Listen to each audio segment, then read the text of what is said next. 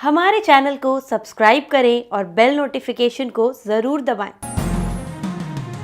ज्योतिष रतन केंद्र चैनल पर हमारे आप सभी प्रिय दर्शक गणों का बहुत बहुत हार्दिक स्वागत और अभिनंदन। प्रिय साथियों, मैं हूं आचार्य पंडित सर्वदानंद शर्मा।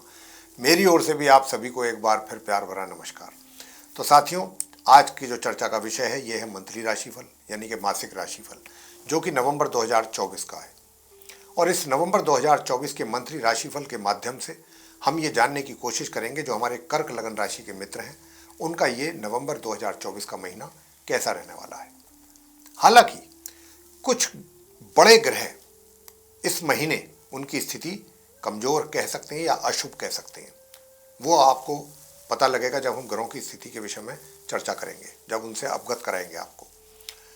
तो हो सकता है कि कुछ क्षेत्र में आपको अशुभ परिणाम भी प्राप्त हों, इसकी भी संभावना है।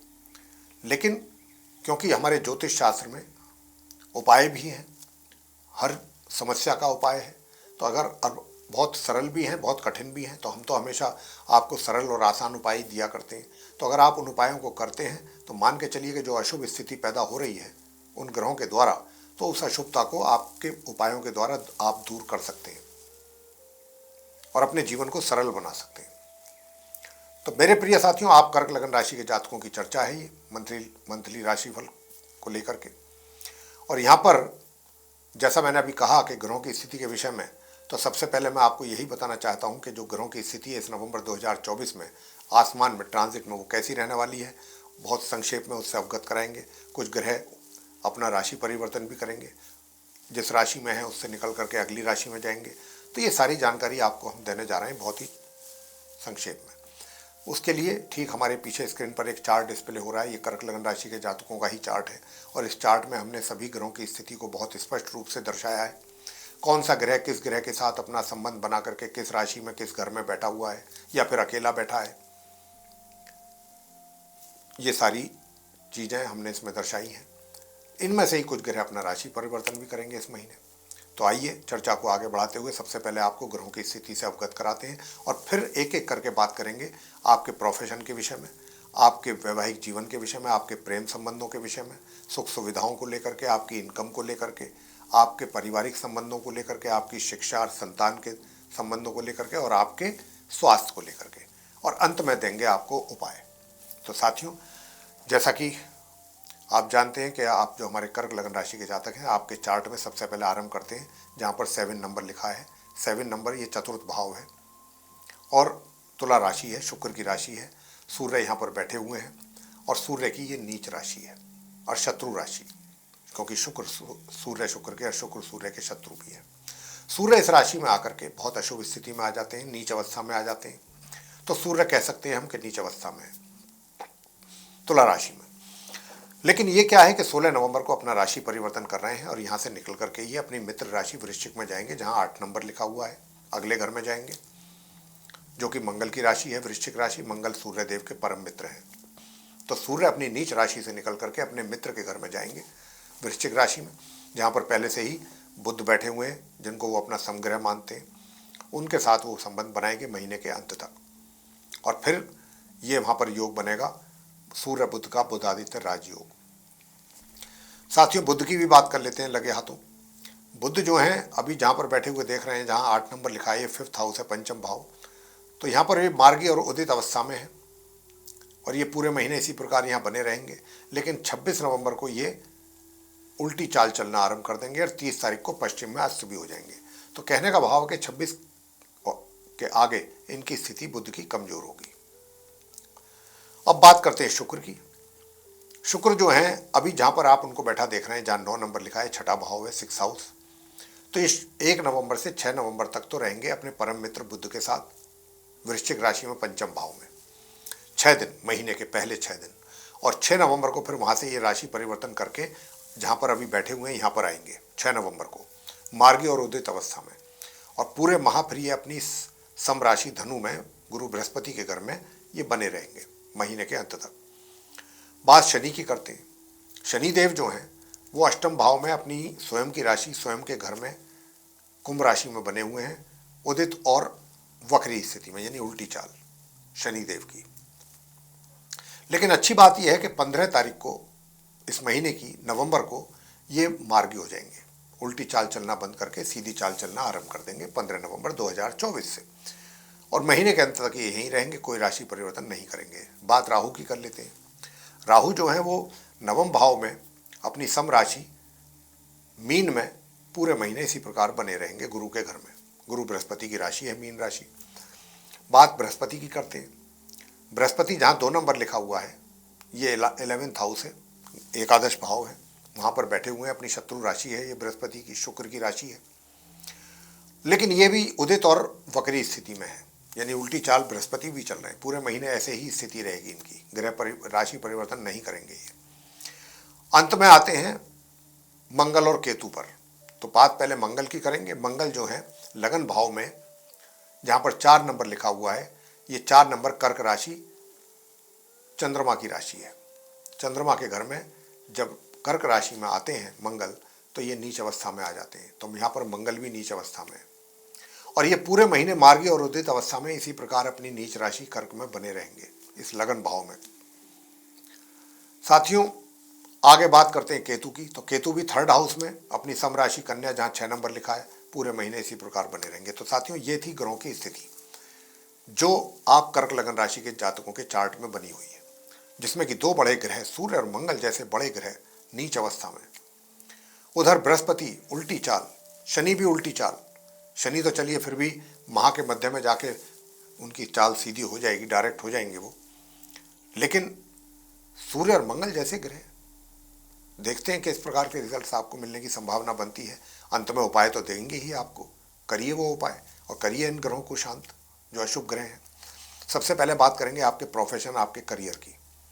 तो साथियों, क्योंकि मंगल आपके करियर के लॉर्ड है, नीच अवस्था में है, तो समस्याएं आना स्वाभाविक है आपके करियर में पूरे महीने। कर्क लगन राशि के जातक, काम का प्रेशर अधिक रहेगा।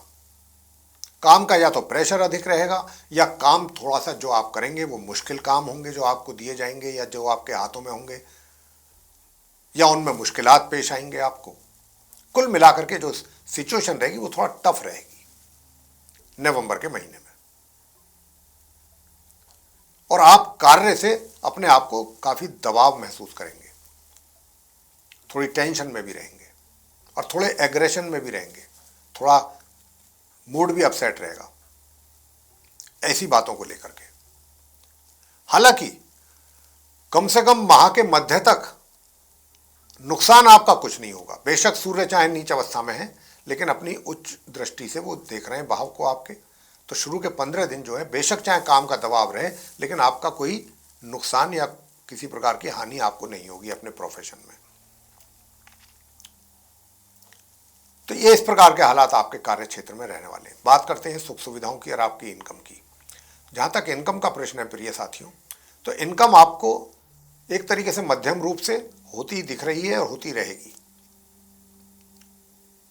मध्यम आय आपको हो रही है लाभ के रूप में। मित्रों से भी सामान्य रूप से सहयोग प्राप्त करते रहेंगे। और सुख सुविधाओं की जहां तक बात है, तो माह के मध्य तक तो सुख सुविधाओं को भूल ही जाइए, क्योंकि सूर्य नीच अवस्था में बैठे हैं। और साथियों, उसके बाद थोड़ा सा आप सुखों का लाभ ले पाएंगे महामध्य के उपरांत।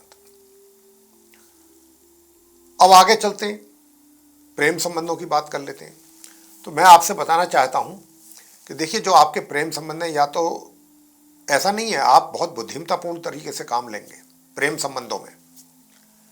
आपका जो मित्र है, फ्रेंड है, उसकी तरफ से हो सकता है कि कुछ कमियां रहें आपको सहयोग देने में या आपको टाइम देने में, अगर आप उनसे मिलना चाहें। लेकिन आप इन चीज़ों को, उनकी जो ये चीज़ें होंगी उनकी ओर से, इन चीज़ों को वो आप बेहतर ढंग से समझने की कोशिश करेंगे और समझ भी पाएंगे कि भाई उनके साथ भी कुछ समस्या है।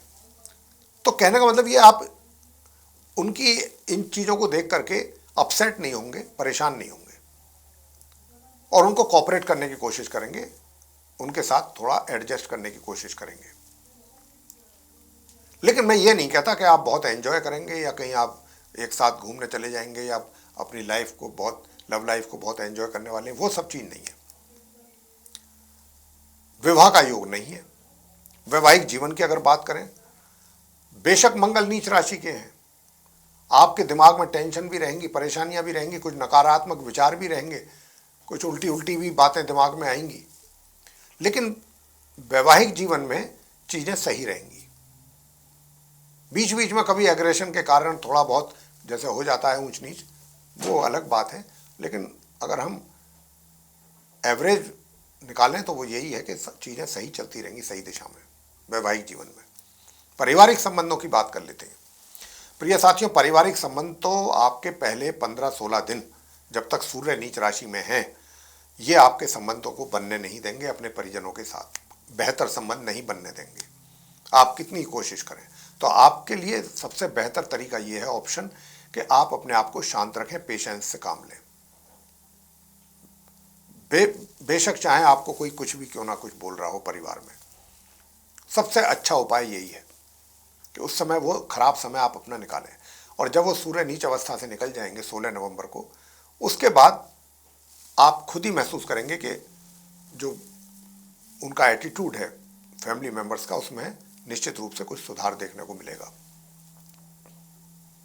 जो घर के बड़े हैं, बुजुर्ग हैं, उनका भी एक तरीके से महामध्य के उपरांत वो भी उनका भी प्यार आशीर्वाद आपकी ओर बढ़ेगा, उनके साथ भी आपका तालमेल बैठेगा महामध्य के उपरांत।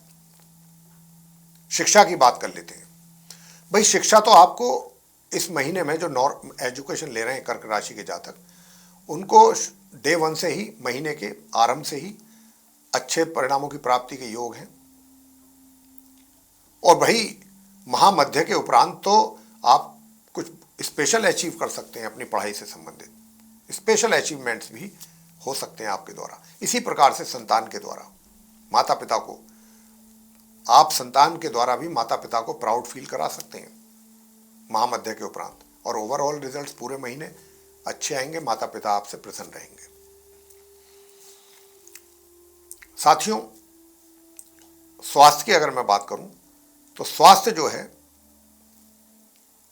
1 तारीख से 6 तारीख के बीच में तो थोड़ा कमजोर दिख रहा है, लेकिन 6 तारीख के बाद से स्वास्थ्य जो है नॉर्मल रहेगा।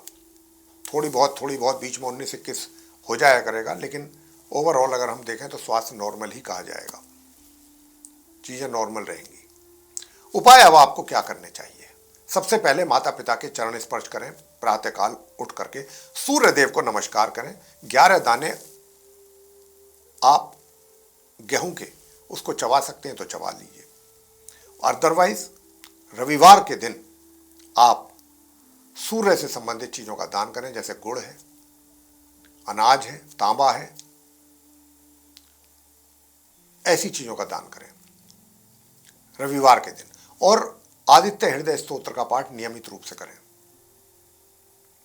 इसी प्रकार मंगल स्तोत्र का पाठ करें नियमित रूप से। मंगल का तो पूरे महीने करिए, क्योंकि ये आपके एक तरीके से करियर के भी लॉर्ड हैं, तो आपको बहुत फायदा मिलेगा।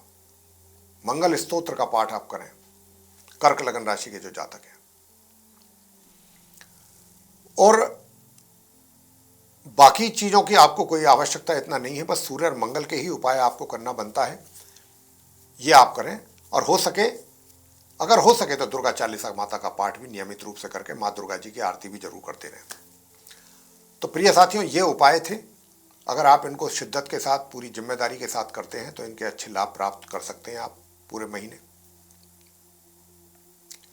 और इनको करके आप अच्छा लाभ भी आपको मिलने वाला है। तो प्रिय साथियों, अगर ये चर्चा आपको पसंद आई है तो आप इस वीडियो को लाइक करें, चैनल को भी सब्सक्राइब करना ना भूलें।